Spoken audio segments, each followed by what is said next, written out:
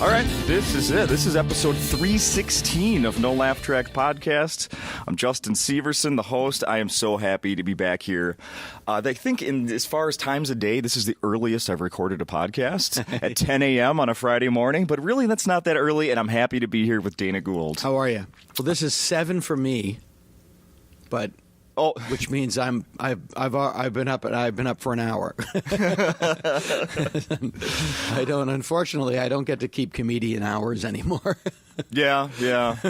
You know, I just I spent last weekend in Las Vegas and then came back on Monday. I'm still, with the 2-hour difference and the partying, what were you still doing not right. Yeah, Vegas is disconcerting. Vegas is really pernicious in the sense that also there's no longer a sense of geography to where you are. Like, you never know if you're indoors or outdoors or where you are indoors or what time it is. That's intentional, but I guess it's all intentional. Like, you never. There's no like. Where am I? It's like the Jetsons town during an earthquake. It's my wife and I walked 40 miles in a little over 4 days. Yeah, I believe it. Going through, and a lot of that is just backtracking because you're lost. Yeah, you're lost, and you're like, where are we?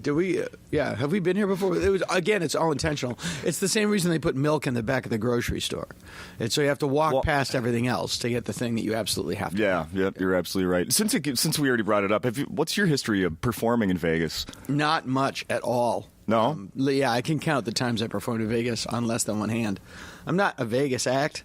And the first time I got banned from the Riviera Hotel by Steve Sharippa, who later went on to be in The Sopranos. Of course. He managed the Improv at the Riviera Hotel, and I performed there in '87 and hated it. It was just like, it's like 3 20-minute shows a night. It was just like this real machine. Yeah. And it's like, in retrospect, I was clearly wrong, and this is how we do it. But I was, 23 and punky. Sure. And so for the last show, I went on stage with my underwear on the outside of my pants, but I never noted it. I just did it. Just did it. Yeah, I was just a jerk. Okay. You're banned. You're banned from the Riviera Hotel. I was like, yes, no, that was the point of this. That was the intention. Thank you. You noticed. We're in full agreement, Steve. Yeah, but he really wanted to. He really wanted to be like a mafia guy. Like he really loved that role of like running a club. Like he was the man. Yeah, and I don't know. I'm assuming he got the role in Sopranos because somebody's like, this guy is this guy. Yeah, he's already trying. Let's have him do it on screen. Yeah, he was already the real deal. Yeah. That's interesting. My wife and I went and did go see comedy while in Vegas. What'd you see? George Wallace. Oh yeah, George is great. Yeah, George is great. Yeah. The whole world is sick. I don't know if he's still doing that. Still wearing the kangaroo hat, the beret. Dana, not only does he still wear one, he sells merch after the show. You can buy a George Wallace. You can buy George Wallace hat. Just like God his. Bless him. God bless him. Yeah. Couldn't be a nicer guy. Yeah, I mean, I assumed you must have some history with him. Yeah, I worked with George. Yeah, he's a great guy. He's a super nice guy. Mm-hmm. Yeah, I wish him every happiness. And yeah, Carol Siskind is in Vegas now. Okay, she has a residence. A lot of those old, like, one of the reasons that I do other stuff. I'm also a writer, and because stand-up in and of itself leads to more stand-up, but. And I love it that much, but I don't love travel. I also have kids and family, and I'm a very homebody kind of guy. So I don't. I don't want to be traveling incessantly in my dotage. I also really one of the reasons that I really when I sort of. I kind of stepped away from stand-up right as I was about to break. That makes sense. Yeah, I was, the stand-up boom of the 90s was waning, and I was one of the bigger names of it. And I had just got married, or was just about to get married, and I just bought a big house with my wife who had a big job. And that's when I got offered The Simpsons, and I really was like, yeah, I love that idea of I'm going to have a regular job. I get up in the morning, have coffee with my wife, get in my car, drive to an office. I have an office and a parking space, and go home at night, and we'll have dinner and watch TV together. And I really and so that's what I did, and I really loved it. I really loved it for a long, long time. It was the first time I'd ever had like a normal life.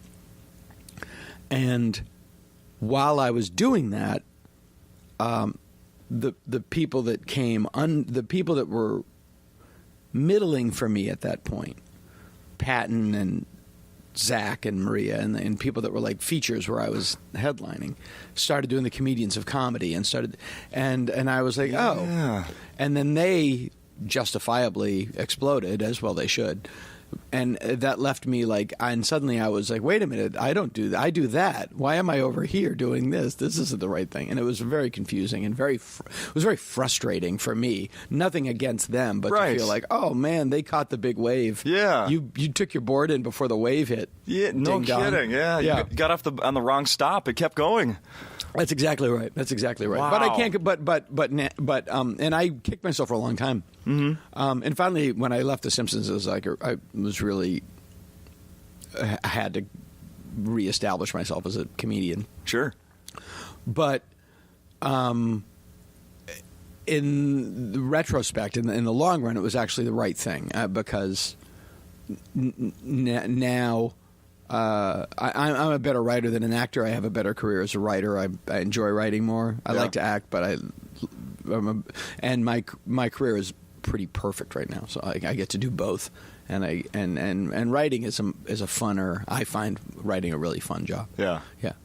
How? So this is now you're back on tour after the summer of working your tail off. And putting the show. I have like a little year-end cleanup. And then 2019 right now is completely open.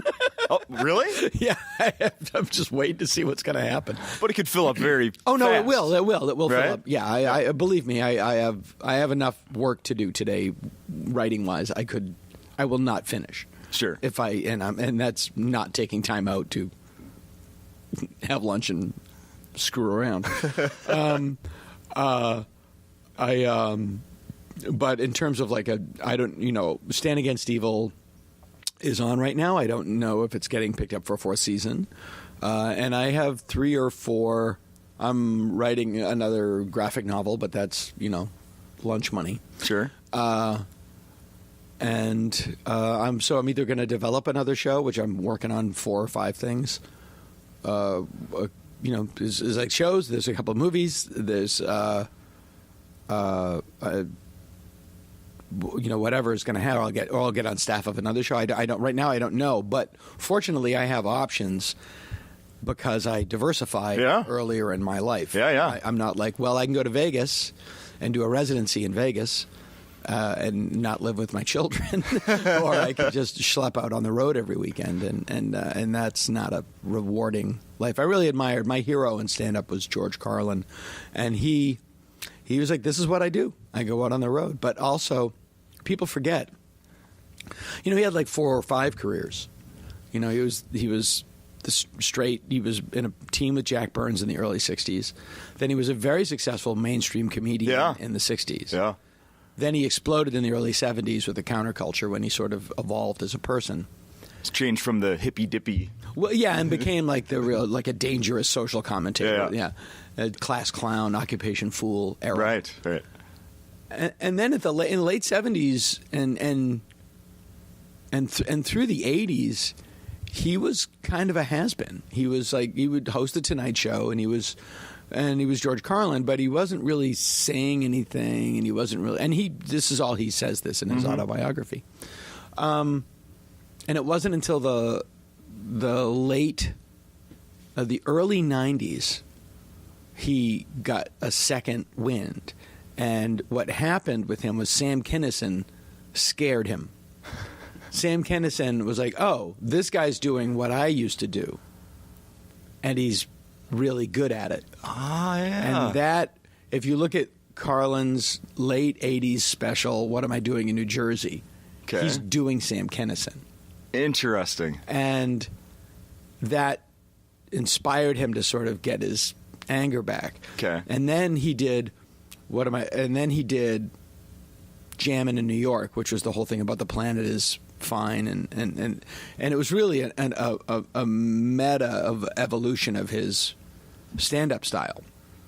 It's really amazing. It's amazing to watch, and that was really him gelling into the new version of what he was, the sort of older social commentator. Mm-hmm. And he followed that up with Back in Town, which is also brilliant.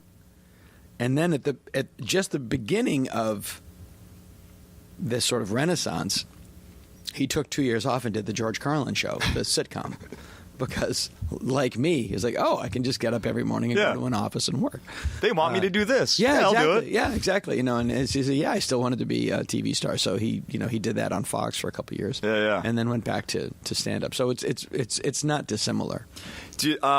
Josh Weinstein, who I mentioned to you briefly before we started recording, he was a comedian, starting at 15. Yeah, probably right. And then went and did television for a little while. Yeah, did MST. Yeah, and wrote for other shows, and now he's back now he's comfortable doing headlining by himself. Yeah. Josh is a great. I started at 17, so I have a lot of sympathy for that. It's hard to do stand up when you don't know who you are. I can't even imagine, because stand up is it's such an expression of self. It's a self expression, and when you're a kid, you literally don't know who you are. You're literally trying on personalities like a hat, and it's terribly difficult. I used to do jokes because I started so young and I had enough stagecraft that I moved along pretty quickly through the ranks. I meet people that I knew that met me before I was 30.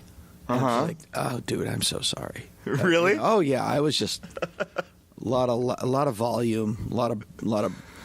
Yeah, everything horrible that you imagine. Well, I mean, aren't a lot of people owe apologies from that ages of their life? I think everybody, yeah. Right? Yeah. Like, you don't want to be somebody that really has it down when you're 23. Yeah, right? There's something to be said for that, too. I tell that to my my daughter. It's all right. Your super cool friends that have it all together, they're not ending in a good place. Yes. Yeah. Yes. People who peak in the high school are usually sad adults. Oh, I completely agree. Yeah. I completely agree.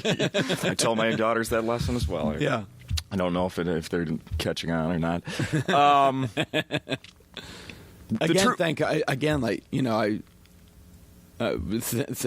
Things I owe my ex-wife, and I tell her this all the time. We don't have an animosity relationship. Thank God I had kids. Mm-hmm. It's just like that. So tethered me to the ground. Yeah. Like I again. The idea of being my age with no kids, just on the road. Yeah. It's just like I shudder at that. Like just like it's. Yeah, I can't imagine. I have two daughters. Yeah. With my ex-wife. Yeah. Oh, there you go. Yeah. So yeah, I know. I get it. Yeah. I can't imagine. Just keeps you. Ironically, it keeps you young. Mm-hmm. Yeah, it ages you and keeps you young at the same time. Yeah, but it keeps you tethered to the world and it keeps you out of your head. Like, I don't think that people are supposed to spend that much time thinking about themselves, certainly at that age. I mean, no, probably not. It's like I used to think Steve Martin wrote a book about his paintings called An Object of Great Beauty or An Object of Beauty, and it was just a book about his art collection. And it was just like, it was the most eye-rolling. It was in the eye-rolling section of your bookstore. And then he had a kid and shut up. It's like, see? Now you get it. There's perspective. Now you get it. Yeah. Oh, that's fair. That was always and it's like no, it was like, oh, you want an object of beauty? Here's a real object of beauty. Mm-hmm. Mm-hmm.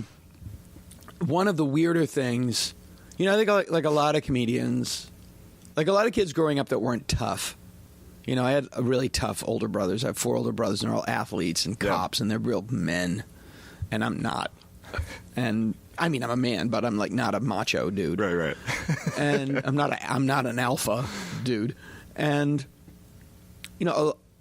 I grew up like you identify with Woody Allen, like in those early Woody Allen movies. It's like he was this nerdy guy that would have to squirm out of fights. Oh yeah, and stuff like that. Like, yeah, that's me. I relate to him. Yeah, Trouble with Girls. Yeah, all that stuff. Yeah, I related to that part. Yeah, and then that's why it was so disappointing when he turned out to be such a weird creepo dude. Very disappointing. Yeah, very disappointing. Yeah. But one of the things that's the most weird about this is Manhattan, which in retrospect now is super creepy because he's a 40-year-old guy dating an 18-year-old girl. Which and again, this was only 1979. People were like, eh. And now it's like, ah! Mm-hmm. Even if it's not him, even if it wasn't Woody Allen, like anybody now doing that movie is like, no, you can't do that. Right. You can't do that. Yeah. But the other thing in that movie that's so creepy is he's lying on the couch talking into a tape recorder, and he's listing all the things that make his life great. And it's this pompous bullshit, like those pears by Cezanne, just this awful faux intellectual. He's reading shit. Oprah's favorite things. Yeah, just faux intellectual baloney. Uh-huh. And his character has a kid. But he never mentions the kid. It's like, yeah, wrong. Yeah. Wrong. And the other great example of that is Close Encounters of the Third Kind, clearly written by a guy who didn't have kids. Because Richard Dreyfuss has 2 kids, and at the end of the movie, he just fucks off to outer space. See you guys later. Good luck with college, kids. No, it's like, no, that's not how that works. You think. It's like, nope, wrong. Yeah. Wrong. Yeah. There's a coffee can with some money in it I buried in the backyard. You're going to have to get a job. Get a good job because your mom can't work. Yeah. It's such a terrible. You watch it now, you're like, where's he going? Oh, that's fantastic. Yeah. See you later, suckers. Yeah. It's also hard. How old are your daughters? 10 and 12. Okay, you're good. Mine are 9, 14, and 16. Okay. And the older ones have broken up with me, and it's awful. I feel like my 12-year-old, she has a step out. Yeah, it's of that. It's terrible. Yeah, it's terrible. Yeah, but my oldest daughter is like, she's really genuinely funny. I gave her. She wrote a satirical paper for school. It was her version of Jonathan Swift's A Modest Proposal, which is a satirical pamphlet that Jonathan Swift wrote about how to solve the hunger problem in Ireland, which was to feed the babies of the poor to the rich. And it was and she's studying satire. Sure. And so she came up with a really, really, really funny, great idea for her satirical paper that everything in life, it would be decided by standardized testing.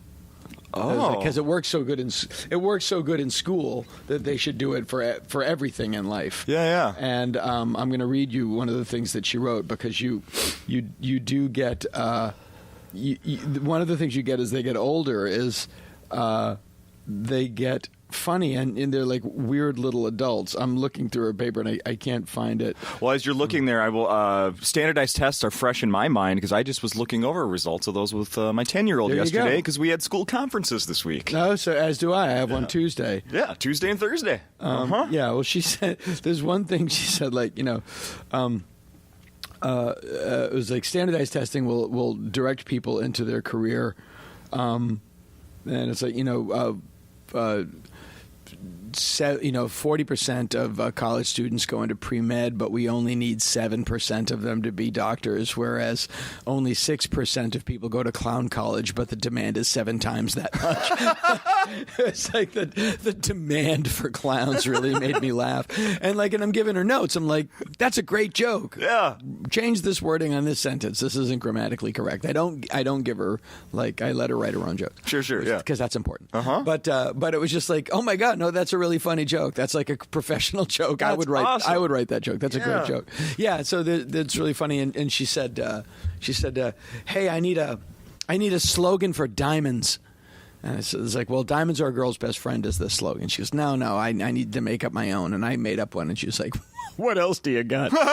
Like, well, what else do you have? And hers was great. Hers was diamonds, America's favorite overpriced hunk of coal. Yeah, there you go. Like, that's a great That's joke. accurate. Yeah, that's a great joke. Very accurate.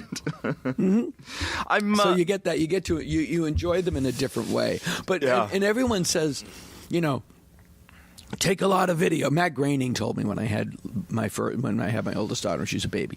Take a lot of video. It goes by really quick. I can't watch that video. I was like, if you don't say that, I'm going to. Yeah, I'll can't tear watch that up. stuff. Yeah, I can't watch that stuff. I can't I'm glad either. I have it. Me too. But I can't look at it. I'm so glad you said Yeah, that. it's I painful. can't either. It's painful. No, my kids told me that they've put some of the old videos in at their mom's house and Yeah. watch them. And I'm like, I'm glad you do it over there. I can't. Yeah, they can look at themselves. Yeah. But I don't want to look at it. No. It's the same reason I get I love this and it's beautiful, but I get also a tinge of sadness. I guess it's bittersweet. I guess it's the Great Pumpkin. I grew up in Massachusetts, but the Great Pumpkin looks like it took place here or in my hometown. Yeah. It has a very American look to it. Oh, yeah. And there's something about those watercolored skies and the piano music. It's so evocative of my childhood that when I see it, I'm like, oh, it's like seeing a video of a dead person. It's like, no, that's gone. Yeah. Hey, here's this thing that's gone. Rub your face in this thing that's gone. You're right. Yeah. Did you get enough? Oh, It's you sort didn't? of like it's like a lap dance of memory. Get all up in this thing you can't have. Yeah, get it. Like I always on a lap dance. Like I know, like I'm. Of all the many problems I have had, 100% of them self-inflicted. Okay. I've never had a stripper problem. Yeah. Nope. I know many a fella who's had a stripper problem. But to me, it was always like looking at photos of women I can't have isn't frustrating enough. Right. It's sort of like I'm on a diet, so I'm just going to put some cheesecake in my mouth for a while, and then I'll spit it out. Yeah. It's like, no, I'd rather just not be around cheesecake. Right. Much like good Oddly, I chose cheesecake. good food smells good. Yeah. Strippers usually smell really good. Mm-hmm. Yeah. Yeah, and it smells like sadness. No doubt. I also have I have a weird. I feel like I'm benefiting from someone's bad parenting. Yeah. I think it's very bad. Yeah, there's that too. And I understand sex positivity and sex workers' rights and everything, but I still have maybe it's a vestige of my generation, but it's just like, if you're stripping, I think something went wrong. Yeah. Oh, yeah. And it probably did. Yeah. There's a very good chance. Yeah. When you go out on the road... I don't believe in, I could be a doctor or a stripper. They're both the same. I don't think so. That's my opinion. Have one be the fallback. You decide which one. Yeah. One is the fall down. Yes. When you, I suppose you don't do it anymore. Going out on the road, do the kids expect souvenirs from the road? Yeah, I was like, no, I'm not doing it. It's just like I'm not going to bring you a present every time I leave the house. No. Yeah. So you gave what that do you up? bring them from Vegas? Well, yeah, exactly. Little one-armed bandits. Yeah. A T-shirt. Yeah. I don't. Yeah, my children are very, very fortunate that their mom has a crazy giant job and does really well, and they go to really good schools, and they don't. It's interesting. My children are adopted. They're from China, and they were all abandoned at birth by their birth parents because of the situations in China. Right. And you talk about. I know 3 people that won the lottery. I know 3 people that won the mega jackpot. It's like not only were you born abandoned at birth in the asshole of the world, which is like rural China, okay, where your future was if you survived it. No education, no health care, folding napkins in a windowless building. It's just, and that's a good option. Yeah, that's a good option. Yeah. To that, you live in L.A., you go to a private school. You have extensive orthodontia. It's like you literally like you got into the 0.0001% of the globe. It's like you're in America, you're in LA, you're in upper middle class. It's like it is like you have no idea. And you hang it over their heads constantly, right? Constantly, yeah, no, you can, and they don't. It's like my middle daughter says, "This is the worst day of my life." Because you have to wait to get an iPhone, whatever. Yeah. Yep. You'll just have to use your other iPhone. Where are my skis? No, the red ones, not the blue ones. I know, it's awful. Are you aware? Hang that over there. Yeah, right. Okay. Are you aware of? I'm gonna assume that they are into YouTube. That's all they watch. Are you aware of what they watch on YouTube? No, I'm terrified to know what they. I do know a couple things. Like my oldest daughter is a lot like me, so I get it. She watches she knows every episode of Futurama. Okay.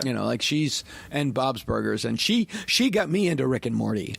Cool. And I know Dan. I mean, my friends work on the show. But yeah. I'm busy. She got me into Rick and Morty. But she watches it on her laptop. She rarely, if ever, sits down and watches conventional television. Yeah. My kids never do. Yeah. And there's a guy named Jason Nash who is a stand-up, my age. My generation, kind of. And he now is a YouTuber. He's our age, but he lives in this house with a bunch of 20-year-old dudes and is on YouTube all the time. Uh-huh. And he happened to be in, and I like Jason. Jason's a really nice guy. And he was in the group that we went trick-or-treating with this year. Just my youngest went trick-or-treating. Again, one of the punches in the heart. I know, yeah. Uh-huh. It was like walking around with Elvis. Like every kid between 13 and 17, Jason Nash, Jason Nash, Jason Nash, Jason Nash, Jason. My daughters couldn't believe I was trick-or-treating with Jason Nash. Okay. I'm going to write this down and see if my kids know who that is. Yeah. Jason Nash. Yeah, and it was really amazing. Because I don't. Like, how do you... and I was talking... I've known him for 20 years. I was like, how do you monetize this? And it's... Oh, he does. Yeah. Oh, yeah. Ford gave him a truck. I was like, here's a truck, and just mention it occasionally because he's a tastemaker. Okay. Yeah. We went out 2 weekends ago to the Mall of America. Sure. Brought my daughters out to try to catch a glimpse of a YouTube star that was at a new makeup store opening. It was a Saturday morning. We got there. There were thousands of young girls there waiting for this guy.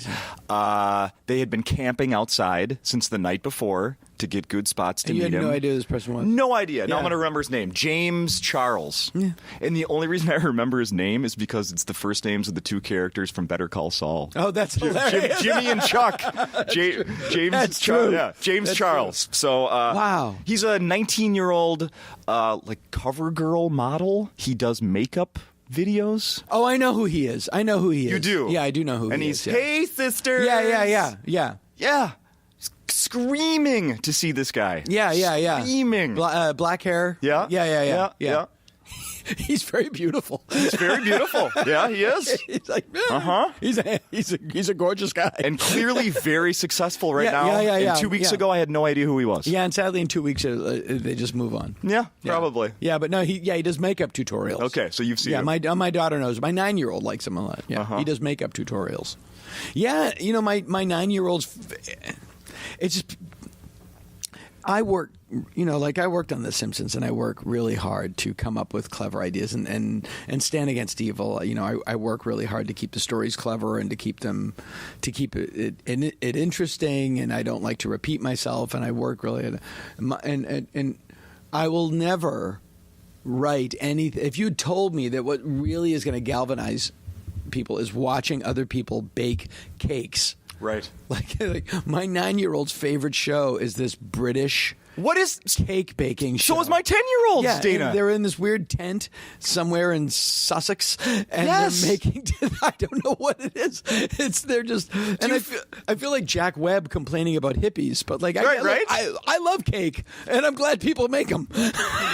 But I'm just like, what is the? And then you sit down and go, "This is baloney. Why are you watching it?" And then you watch it for 7 hours.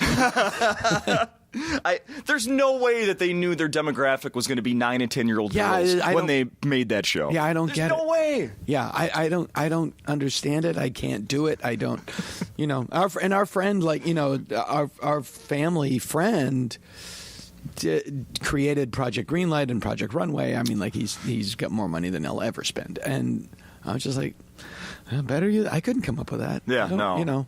I don't get it. It is amazing what people connect to. Mm-hmm. It's absolutely amazing. Let's talk about the comedy you're doing right now. You did a show last night here. I did, yeah. How did it go? I did 2 tonight. It was great. It was very, I'm at I did my album last year, Mr. Funny Man. Yeah.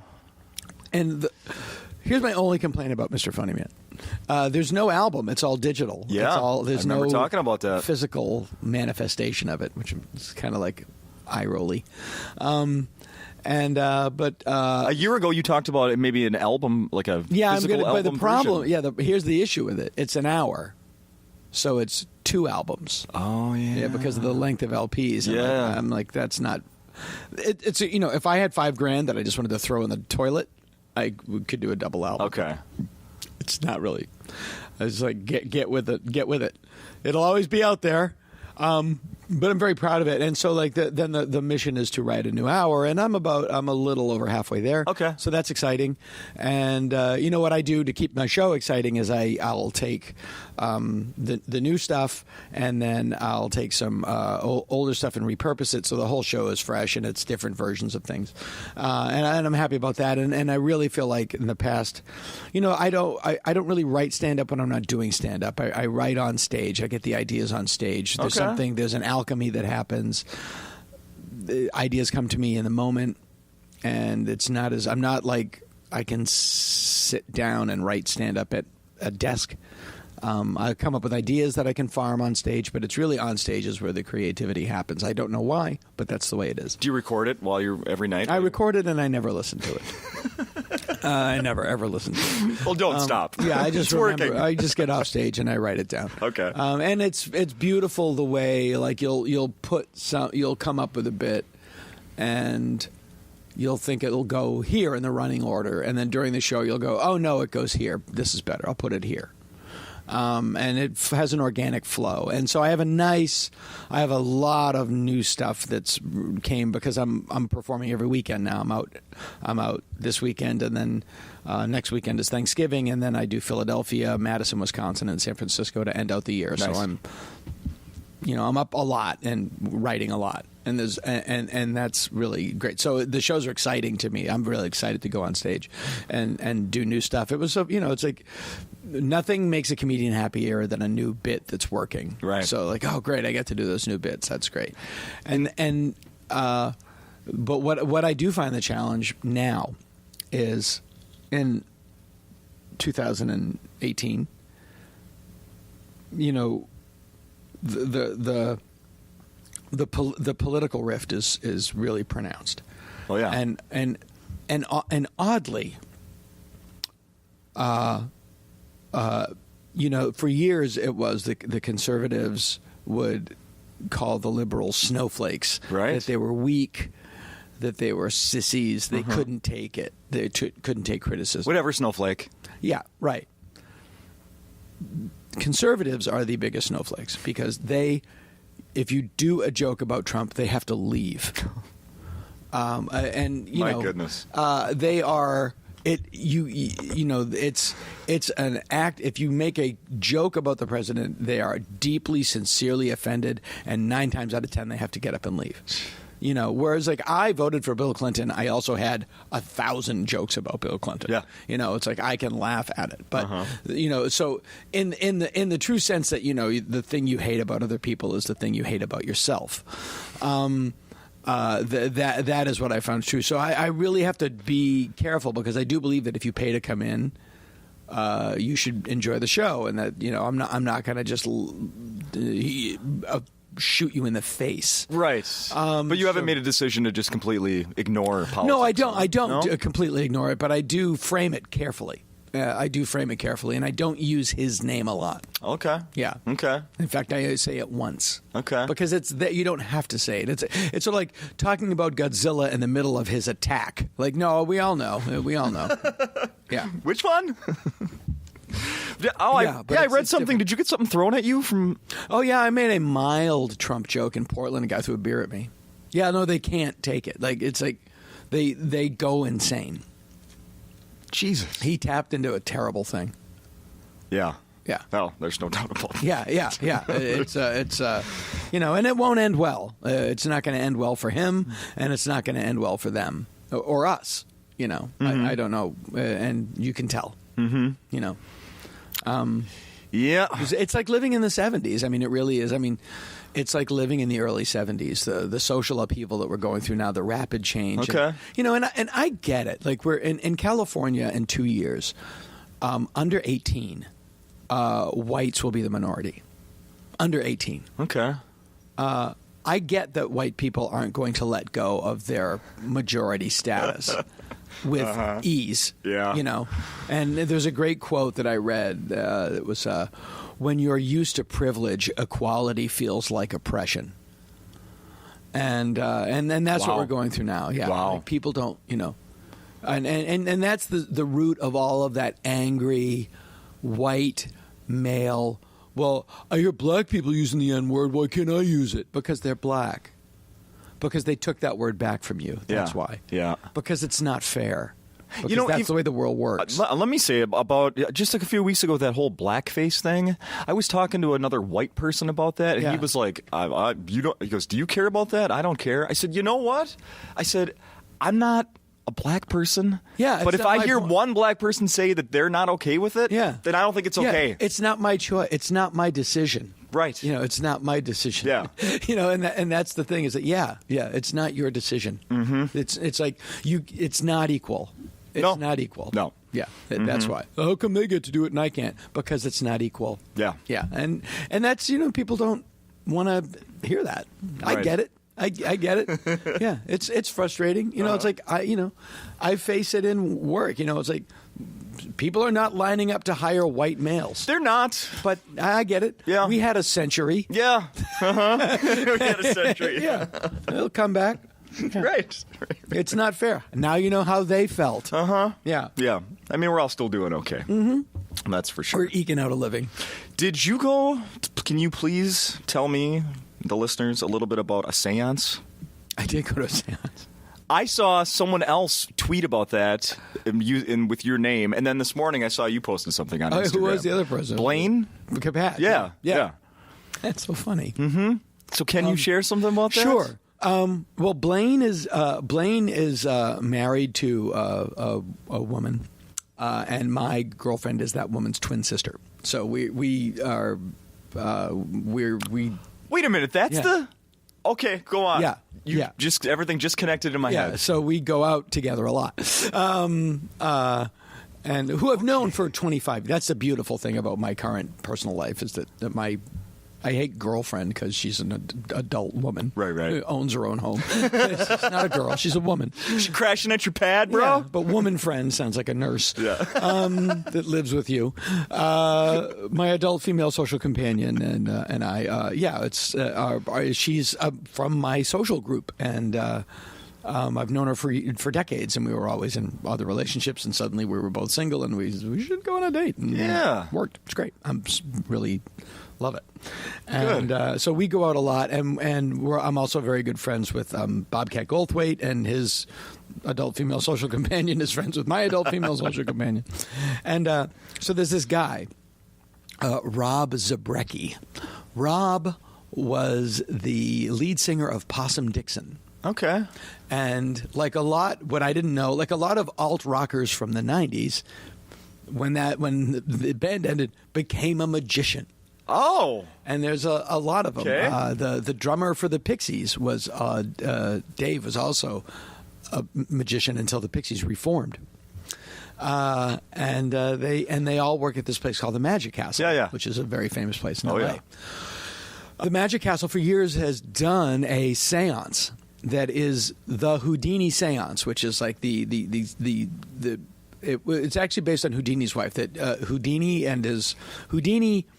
seances were very big during the heyday of Houdini, but they were all charlatans. Obviously, it was all a trick. There is a script to how it is done, and Houdini hated it, and it was like he would go and say like he would go to these seances in disguise and then go, you did this, this is how you did this is how you did this, because they would fleece people for money. They would go and like, I can get you in touch with your mother, and they would fleece people for money. And Houdini, oddly, was a very moral person, was outraged by that. He was like the Amazing Randy of his day. He was an illusionist, but he died on Halloween, and his wife and he had she would have a seance once a year for 10 years to see if there was anything on the other side to contact him. And at the Magic Castle, they do this seance every occasionally, and it's a very like the Magic Castle. You need to be a member, or you need to be invited. There's a dress code. Like it's a real old time thing. Like if you show up without a tie, go find a tie, or you're not getting in. Cool. Yeah, no, it's really fascinating, like and I would never go there as I was like never like a part of it, but I got in because of Barbara. And so Rob said like we're closing down the Houdini seance, and they're gonna redesign the room and change the script. So this is the last time to do this seance that they've been doing there since the 60s. So this is exactly what they did. If you went to the Magic Castle in 1966, went to the Houdini seance, it was exactly what we're doing tonight. So that, to me, was very interesting. Mm-hmm. And so we went, and it was a Wednesday night at 11, which is like late for me because I'm up at 6. Sure. But it's like, that's when we're doing it. Like, okay, so, I went, put my kids to bed, put on a suit, went out, and went to the seance. It was really terrific. And Rob Zabrecki, if you get a chance to ever see him, he's amazing. He's really amazingly skilled, but also really funny, genuinely funny, and has like sort of a Norman Batesy kind of persona. So it's kind of quote hip unquote. Yeah. How many people show up to see you? Well, the seance is about like 10 people around a big table. Oh, that's it. Okay. Yeah, no, it's a really It was 10 people around a table. Wow. Yeah. It was really fun. Yeah, Blaine is one of the funniest people on God's earth. He has my favorite tweet of all time, which is when my wife sees our new toilet, she's gonna shit. Which is. Yeah, it's just like, okay, we can stop. We can end Twitter now. We maybe we should. Yeah, but that's a whole other thing. Yeah. It's a funny thing. I tweeted something the other night that got 8,000 likes. Okay. Which is 8 times more than the most likes. It was I've the one gotten. promoting the show here at Acme? Yeah. No, it was weird. I was live tweeting Stand Against Evil, which I do as part of the promotion for the show. Yeah. It was on Wednesday nights. When it was done, I got dressed and went to a seance. And there's a line in the show where there's an episode we did called Vampire Creek, which was about, for people who don't know Stand Against Evil, it's a TV show I created. It's on IFC, and it's basically, what if my dad was Buffy the Vampire Slayer? What if my father, the sort of curmudgeonly old Irish guy, had to fight demons? Yeah. And it's very funny, I like to think, and scary. And they're watching. There was an episode called Vampire Creek that was. I wanted to do a vampire show, but vampires don't exist in our show's mythology. So what we did was we had them all sucked into a vampire soap opera, like Vampire Diaries. Okay. All the female characters in the show love the show Vampire Creek, which is basically Vampire Diaries. Okay, and they get sucked into the show. And so that way we got to do a vampire show. And they're watching it, and Stan, the lead character played by John McGinley from Scrubs, walks in and he goes, "What are you watching, the goddamned asshole show?" Which is, and I tweeted, which yes, is true. I saw this. Yeah, that's what my dad said. My brothers and I were watching Devo on SNL when in '78 when they were playing Satisfaction, and he came in at whatever midnight, 12:30. He was like, "What are you watching? The goddamn asshole show?" And I tell that story, and people went crazy. Yeah, I saw that. Yes. Yeah. And by the way, speaking of like people you can't believe you're friends with, like, I'm friends with Laraine Newman. Yeah, like friends. Like, what? Not like we're like, hey, what's up? What are you doing? Do you want to go to lunch? Like friends. Yeah. I can't wrap my head around it. Isn't that so cool? Yeah. Yeah, it's to me, it's like, and she's like, "Hey, can Mark Mothersbaugh come to this thing we're doing?" Yes. So, but that is the ultimate example of your father being Stan. Yeah. Right? Exactly. Yeah. Yeah. A lot of Stan's sayings are my dad. Don't crap an apple. Something my dad said. Don't crap an apple. I'll be there in a minute. A lot of Stan's biggest bits were my dad's. What did you? Still around, 88 years old, still going. That's great. That is fantastic. What did you watch? What did you do Halloween night? That was the premiere this year. So what did you do? I tweeted everything early. I tweeted it like the day before, and really? Yeah, I gave it to somebody to tweet out at the time, and then I took my kids trick or treating. Oh, and I was like, this is non-negotiable. I'm going trick or treating. Okay, figure it out. Yeah, I figured. I knew that was important to you. So it is important to me. Okay, yeah. And again, people you can't believe I'm really lucky, and we went to Rick Baker's house. Now, for people who don't know Rick Baker, he's like the preeminent monster makeup artist in the country. He's since retired, but he did like everything. Oh yeah, American Werewolf in London. Yeah, and everything. The Thriller video. All the Nutty Professor movies. Like when it comes to practical makeup, like he's the guy. Yeah. Oh yeah. And he loves this stuff. And what he does at his house on Halloween is just gorgeous. It's like the Haunted Mansion. And so we went, and it was like, well, we'll go to this neighborhood because Rick Baker lives here. And I know Rick a little bit from just being in that world. Sure. So Rick had made himself up like the Nazi werewolf from An American Werewolf in London. He made the mask, and that was the theme of his house that night. And both of his daughters were in makeup. It was just great. And there was a long line to go. So I'm in line to get some candy. My 9-year-old's like, "You get it. I'm scared." So I go, "Okay." So I get up, and Rick looks at me in the werewolf mask, and he's like, "Oh, hey, Dana." Is that you in there? Yeah, exactly. Yeah. Oh, that's awesome. He gave me an extra mounds. Yeah, no, that was just that was the greatest. Rick Baker gives full size candy bars? No full bars, man, this year. No full bars. No full bars. It's all right. That's not good for kids. Okay. Yeah. But it was just like, there are a couple things where I'm like, yeah, holy crap. Paul Rubens and our birthdays are 2 days apart. And we trade birthday messages, and it's Do crazy. you have a good Paul Rubens story? Like of spending time with him? He's one of the. Yeah, no, I know Paul. Yeah, it's and he's probably the preeminent. Holy crap! I'm friends with Paul Rubens. I almost get chills. Yeah, no, I'm crazy. so jealous. No, it's crazy. The memories I have of seeing Pee-wee's Big Adventure as a kid. Oh yeah, no, it's. I connected so much. Sure, to and his... you will be edified to know he's the loveliest guy on the planet. Oh. And we took my wife. I think my wife was his agent at a certain point, or was like on his team. And I think he knew a little bit about me from comedy, a little bit, like he was aware of me, and we went to a function together, and that's how we met.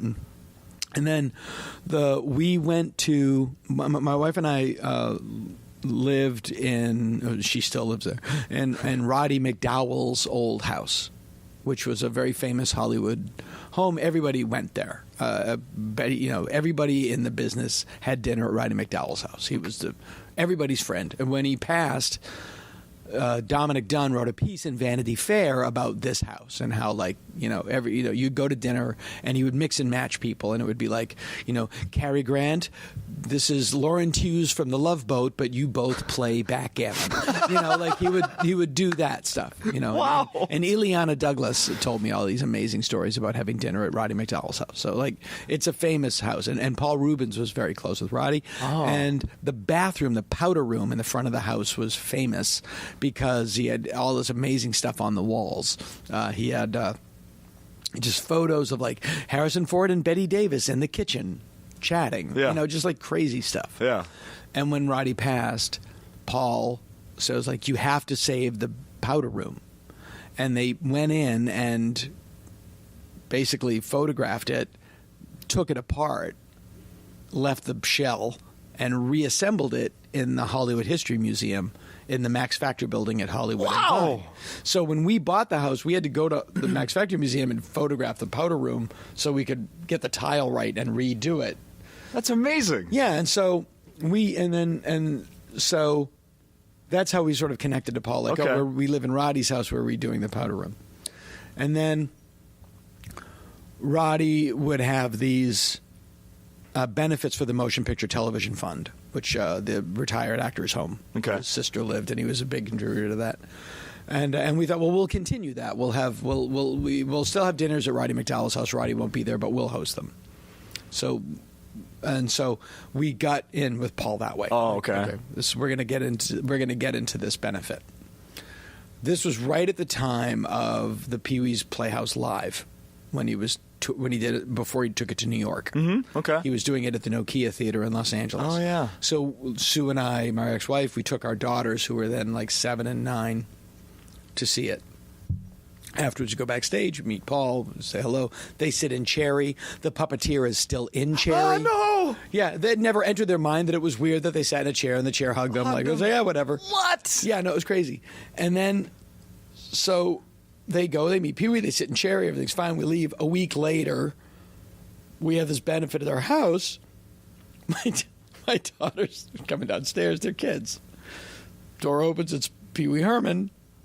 And my daughter just goes, hey, Pee Wee, come upstairs. Let me show you my room. Let me show you my fun house. Yeah, Or playhouse. It was crazy. Yeah. Wow. It was crazy. Wow. It was Wow. crazy. Yeah, it was just great. Yeah, and then we went to see them at the Groundlings in this other show, and he was there. He was performing in this other show called Beverly Winwood's.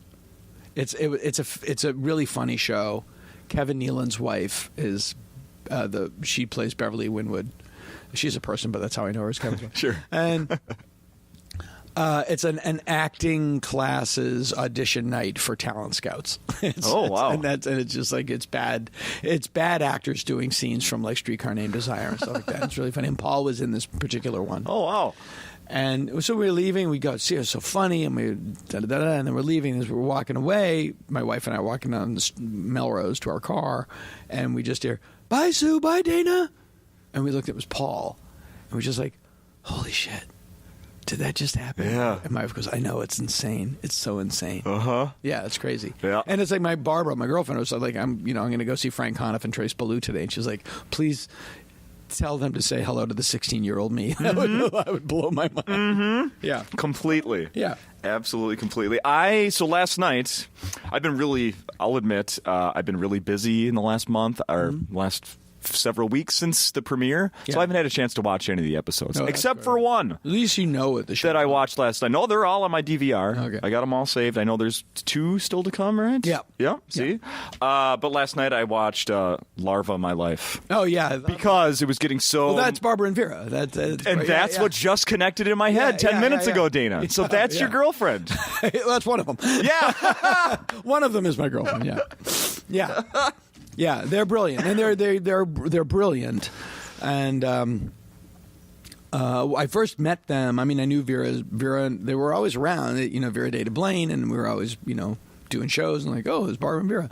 And then they did, they wrestled. They were the Poubelle twins. And we used to, well, they still do these shows, Lucha Vavoom in L.A. We do them at the Mayan Theater. And it's masked Mexican wrestling, real Lucha Libre wrestling. The wrestlers and they're doing fly it. Up. And then burlesque. It's like a wrestling match and then a burlesque routine, and a wrestling match and a burlesque routine. And Blaine and I and Tom Kenny and Jeff Davis, we rotate doing the play-by-play. And it's funny play-by-play is. Really? Right. Yeah, we do. We don't talk during the burlesque, but we talk during the wrestling. And it's a giant, crazy show. It's like Pee-wee's Playhouse. It's just this big, crazy show. We have little people in chicken suits, and it's great. It's just amazing. We do it 3-4 times a year. And Barbara and Vera wrestled for a long time. They had regular jobs. They're in the business. They're editors, and they have real jobs. They're responsible adults, and they also wrestled and trained and really wrestled. And so I always knew that. I always knew Barbara and Vera. I was like, hey, Barbara, hey, they were in my gang. Yeah. And so we always knew them. And then when we ended up together later in life through situations, when I was writing Larva of My Life, I thought, like, oh my God, you guys can do the Mothra twins. This is amazing. Okay. This is perfect. But then I was like, can you come, like, you got to come to Atlanta for 3 days. You all have children. Barbara has children. Vera has children. Like, stuff has to move around. Yeah. And they did it. And what they did, what was amazing was they're so good. Barbara came up with the idea of, like, we'll learn our dialogue wrong. And so then we'll loop it and it won't match. Okay, I was going to ask you, what was that? That was their idea. So it looked like a Mothra movie. It looked like a Godzilla movie. Yeah. That was them. That was not me. Wow. Yeah. Yeah, that's a great episode. David Koechner, Eddie Pepitone, the Poubelle twins. It's a great episode. Uh-huh. Yeah, that's a really funny one. Good job getting Eddie Pepitone in there. Yeah, I was afraid I was going to kill Eddie because it was literally 110 degrees that day. And he's in a gorilla suit. He's in a gorilla suit. Yeah, the fight was a stuntman. This fight was our stuntman, Bob Fisher. I figured. Yeah, and we had a cooling tent. Like, it was refrigerated the entire day. But yeah, he was so brilliant. And I was like, literally, I wrote it for Eddie, that whole thing. What am I doing? This isn't the way I want to live my life. I mean, that's all Eddie. It's his act, practically. If Eddie didn't do it, I would have had to have rewritten the part. Yeah, It would have been plagiarism. Uh-huh. Yeah, no, I'm very, and I think the show, for people that watch the show, I think the show really hit its stride this season. Rob Cohen, who was my old writing partner from the Ben Stiller show. Yeah. And we did a show on MTV in the 90s called Super Adventure Team, and we're writing a movie together now. He's my very frequent collaborator. And just a really good buddy. He directed the season, and so it was just like but with Rob there, we were able to sort of push through a membrane, and I think the show really found its footing this year, and really kind of fulfilled its promise. Can I ask? The third season of Stand Against Evil is like the second season of Star Trek. Okay, all right. Oh yeah, we did gelled. It gelled. Sure. Can I ask? Does the budget get bigger as the seasons go on? Not really. Not really. Not really. We get cleverer in terms of how to make it stretch. But it's still like a student film. It's like so crazy. Like I'll give you an example. Like, we couldn't fly in 4 guest stars for an episode.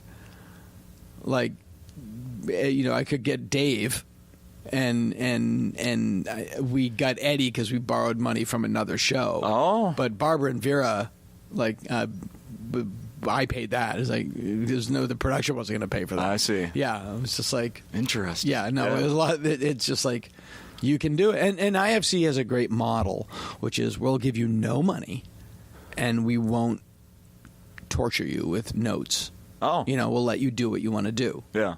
And they give some notes, but they're smart and they're small, and they do. They keep their promise.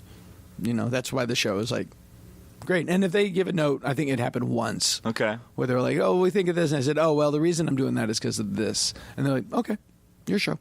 Like, they're not shitty about it at all. Yeah. They're great. It's one of the best professional relationships I've had. That's great. Super great. Yeah. I hope we get to do another season. Last time you found out about the next one, what, December, November? Yeah, I'm still on track. Yeah, okay. Yeah. And right now there's I'm also wondering if there's going to be an IFC next year, because there's this giant upheaval. What? And there's this upheaval in all the all these AMC, Time Warner, all the Time Warner was bought by AT&T, and so what you have is AT&T wants to do. Everybody wants to do Netflix, so AT&T is going to have a streaming service. So Warner Brothers has all these digital platforms. Warner Digital, DC Universe is a platform that you buy, a streaming platform. Okay. And they do their own. Greg Nicotero, who does The Walking Dead, is doing Creep Show as a television show for Shudder, which is Warner Digital horror platform that you subscribe to. Oh boy. Okay. And that's the future. That's in 5 years. That's all it is. It's like and all these networks like TNT and TBS that buy programming, there's like, no, don't sell it to them anymore. We'll just put it on our own platform. Oh, so boy. if you don't produce your own content, you're showing 2.5 Men reruns, and that only will get you so far. Everybody wants to be. It's all. I mean, it's good for me in the sense that there's content providers but everybody wants to, as they own the pipes. Like AT&T owns the pipe into your home, so they're going to have their own platform. And course. AMC is doing the same. AMC owns all of these. AMC owns IFC, BBC America. All the and they're trying to figure out what do we do with all of these mini networks. Yeah. And so 5 years from now, everything's up in the air right now. how many subscriptions are we all going to have in the future? As many as you want to watch crap. Yeah. Yeah. It's a bunch of mini subscriptions. Absolutely. Yeah. Wow. Yeah. Probably and your TV doesn't. But as you said, look at your kids. Your kids don't sit down and watch television. Yeah. Exactly. Yeah. Exactly. So it's really it's a different model. It works for as a writer in my other career right now.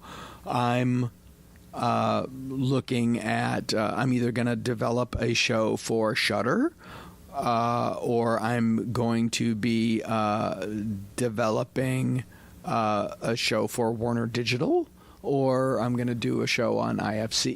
It's all of these. I wrote a movie last year that might get produced, and it's a co-production of MGM and Netflix. Okay. Wow. It'll be released theatrically here. It'll be released on Netflix in the UK. It's all. It's exciting because it's the television business is getting demolished by digital in the same way that the music business did. It's just and it'll have to reformat to survive. Yeah, and that's a trick, and that's a trick that people don't. That doesn't lend itself to that angry, tough white guy attitude. Is that evolution does not favor the strong; it favors that which is the most adaptable to change. Yeah. Nothing was stronger than a T-Rex, and they died. That's right. Cockroaches still That's right. around. I haven't seen one yet. Yeah, I saw it. Yeah. I looked at the time, and we've been doing this an hour, so we should put a bow on There it. you go. Dana. Okay, yeah. Strike the set and call it wrap. Exactly. In the past, you've had really cool posters for sale. I have them here. Shows you do have posters. Have them here, yep. And because it's Minneapolis, I also have my first 3 albums here because Stand Up Records, Dan Schlizzle, are here in Minneapolis, so he just brings over a buck. So we're selling LPs of Funhouse, Let Me Put My Thoughts in You, and I Know It's Wrong. Oh, I'm cool. trying to get Mr. Funny Man as an LP. How about copies of the Planet of the Apes book? Do you travel with those ever? I don't. That's heavy. That's just literally heavy. But if you own one and you bring it here, you will sign it. I will sign it. Yeah, all right. With pleasure. Sure. For free. Very good. All right. Anything else we should be saying? I'm at the Comedy Gallery this weekend. Come on out if there's any tickets available. I don't know. 612-338-6393. Call Acme and find out. Yeah, exactly. All right. Call. I can't do everything. Thank you, Dana. See you later.